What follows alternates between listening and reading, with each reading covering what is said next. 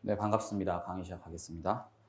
네, 저는 이번에 여러분들 거의 20일 정도 윈터스쿨 경제학 강의를 맡게 된 손정민 강사입니다. 일단 간단하게 오리엔테이션 하고 바로 1장 강의 시작하도록 할게요. 일단 첫 번째로 강의 수강 대상이랑 난이도에 대해서 말씀을 드리겠습니다. 별도로 참고하실 프린트는 없고 그냥 칠판 봐주시면 될 것 같아요.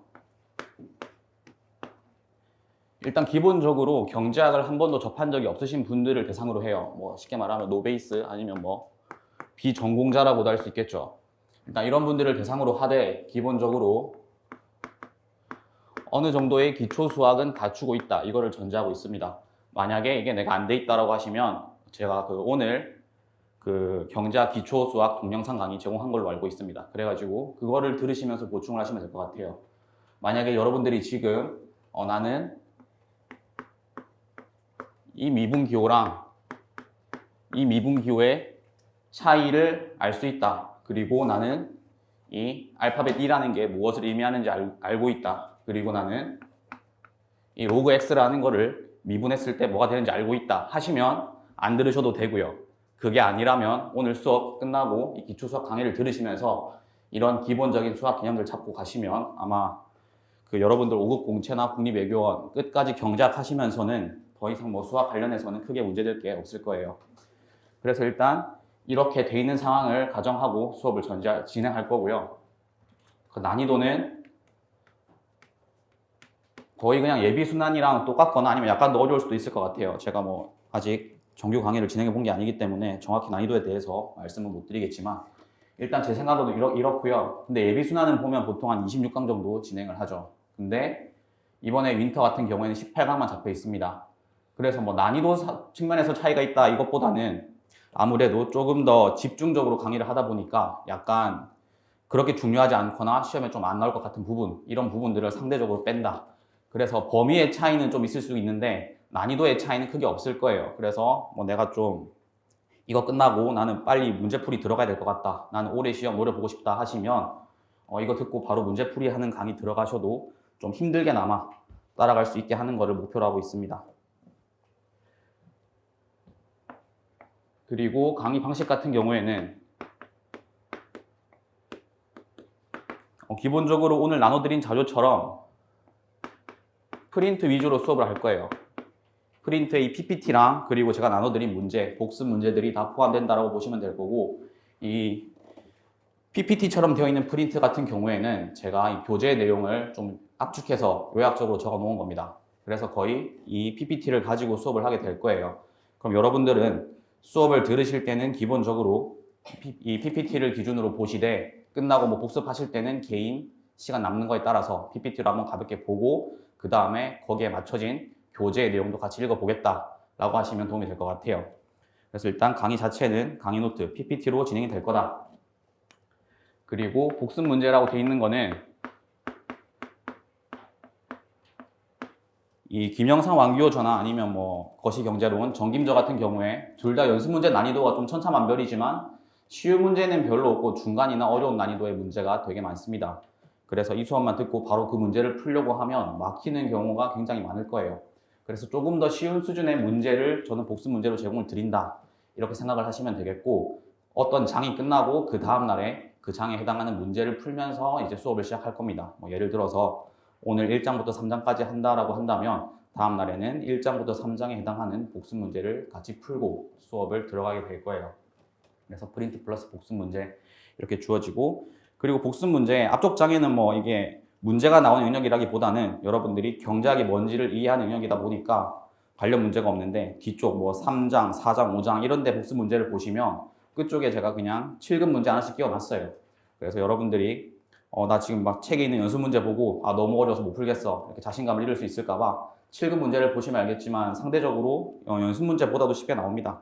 그래서 이런 걸 한번 풀어보시면서 내가 지금 아예 아무것도 모르는 상태가 아니라 조금씩 뭔가 지식이 늘고 있구나 이런 마인드를 가져주시면 좋겠어요. 그리고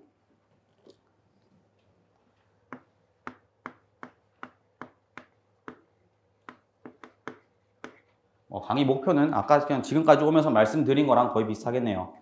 이번 강의 끝나고 여러분들 다 1차를 보실 텐데, 뭐 1차를 끝난 다음에 난 올해 시험 노려보고 싶다라고 했을 때 바로 좀 끙끙대면서나마 문제풀이를 따라갈 수 있도록 좀 힘들게나마 문제풀이를 따라갈 수 있는 실력을 갖추는 것을 목표로 하고요. 그리고 추가로 수식을 전개하고 숫자, 문자로 된 답을 도출하는데 여러분들이 익숙해지면 좋겠다라고 생각을 합니다. 예전에는 이제 경제학 문제들이 답을 도출하는 게 어려운 문제도 물론 있었지만 그것보다는 답은 누구나 도출할 수 있는데 그 답 뒤에 숨어있는 함이라든지 그래프 이런 여러 가지 요소들로 변별력을 뒀다라고 한다면 최근에는 답을 도출하는 것 그 자체에서 변별력을 두고 있어요. 그래서 작년 2022년 경제학 시험 같은 경우에도 뭐 과락을 맞은 사람도 되게 많습니다. 뭐 30점, 40점 되게 많은데 높은 점수를 받은 사람은 90점, 95점까지 받고 있어요. 근데 그런 점수를 받은 사람이 뭔가 엄청나게 화려한 그래프들을 그리고 뭐 엄청난 함의들을 설명하고 막 교수님을 감동시키고 이런 게 아니에요. 그냥 거기에 써 있는 문제 잘 풀어서 숫자로 된 답을 정확히 다 잘 내면 그러면 여러분들은 90점대에 해당하는 그런 고득점을 할 수 있게 그런 식으로 최근에 출제가 되고 있기 때문에 숫자, 수식을 전개하는 거에 있어서 충분히 익숙해지는 걸 이번에 목표로 합니다.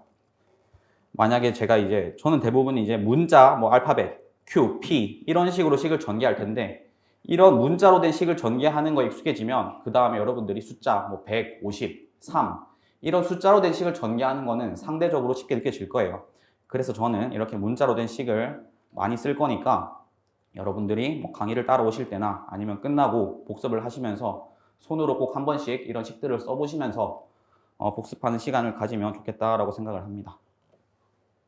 그 다음에 여러분들이 어떻게 공부를 할 것인가에 대해서도 좀 말씀을 드릴게요. 이거는 좀 개인 차이가 있을 것 같아요. 여러분들이 지금 1차가 얼마 안 남은 상황에서 1차에 내가 상대적으로 여유가 있다라고 하시는 분도 있을 거고 그게 아니라 나는 지금 1차 하기도 바쁘다 라고 생각하시는 분들도 있을 거예요. 그래서 좀 범위를 나눠서 좀 P셋에 집중하시는 분들 그리고 나는 좀 2차의 비중을 높인 상대적으로 P셋에 자신 있는 분들 이렇게 나눠가지고 어떤 식으로 학습을 하면 좋을지 생각하겠습니다. 일단 P셋이 바쁘신 분들은 그냥 수업 시간에 최대한 듣고 이해하시는 것을 목표로 삼으셔야 될 거고요.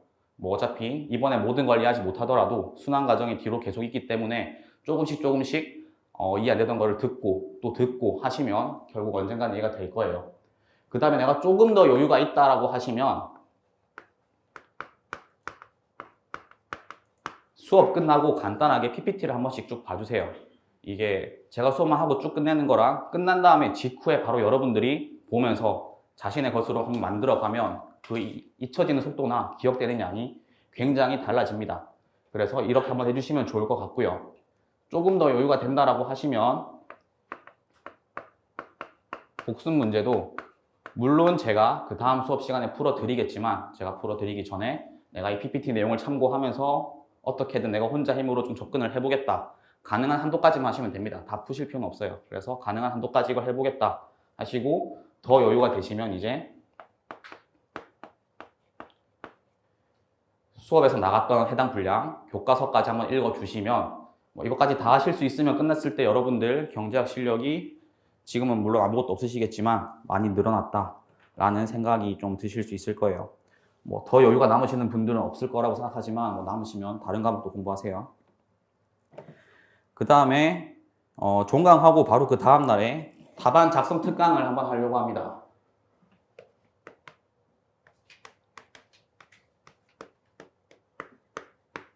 작성 특강 생략할게요. 그래서 종강 2길에 할 생각이고요.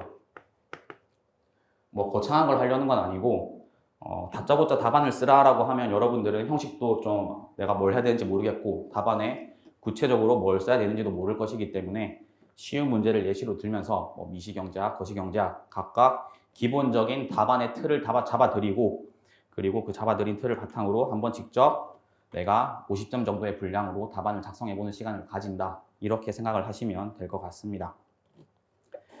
그리고 마지막으로 질문사항이 있으시다면 일단은 뭐 수업 끝나거나 아니면 중간중간 쉬는 시간에 제가 그냥 이 앞쪽에서 쉬고 있다라고 한다면 오셔서 그냥 자유롭게 물어보시면 될 거고요. 아니면 카카오톡 플러스 친구에 손정민이라고 검색하시면 그 제 베리타스 만들어 놓은 게 있거든요. 거기로 질문을 주시면 제가 좀 카카오톡을 자주 확인하는 편이기 때문에 아마 금방 답변을 받아보실 수가 있을 거예요. 그래서 여기까지가 기본적인 오리엔테이션 내용이었고요. 그래서 오늘은 이제 1장부터 3장까지 나가는 게 일단 목표기는 한데 가능하면 만약에 조금 빨리 끝난다면 약간 빨리 끝내드릴 거예요. 그럼 남는 시간에는 기초 수학 요 강의 들으시면 되겠습니다.